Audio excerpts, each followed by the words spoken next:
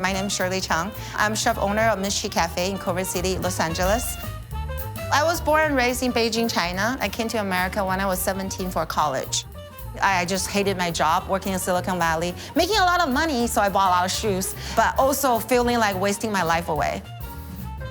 The moment I walked into culinary school, which is California Culinary Academy in San Francisco, I felt the back of my hair stood up. The smell of the sun, the chopping, everything sort of calling me. And I was like, this is what I love to do for the rest of my life.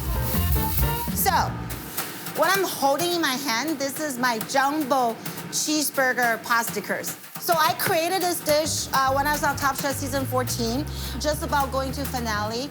I love In-N-Out, California-style burger, and then my favorite breakfast is Chinese breakfast. So I decided to make pastickers. So I won. I have to put my Top Chef winning dish in my restaurant. And this probably is the most popular dumpling on the menu. It was so popular, I cannot even do it during lunchtime because I cannot keep up. So therefore, we'll have this jumbo cheeseburger pastickers for dinner and brunch only. Now you have to make reservation at open table. So this is a cheddar cheese crisps. It's like cheeseburger, I don't have enough cheese. There's shredded cheese, there's a Uzi cube cheese, and now I'm going to garnish with some crispy cheese on top. Okay, here is a house-made bacon tomato jam. Okay, it's really on point. If you don't eat it, I feel like it's wasted.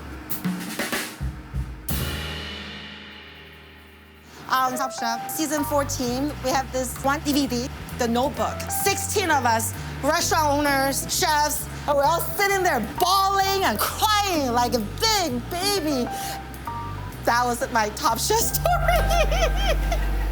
We're gonna cut this, right? Like, yeah.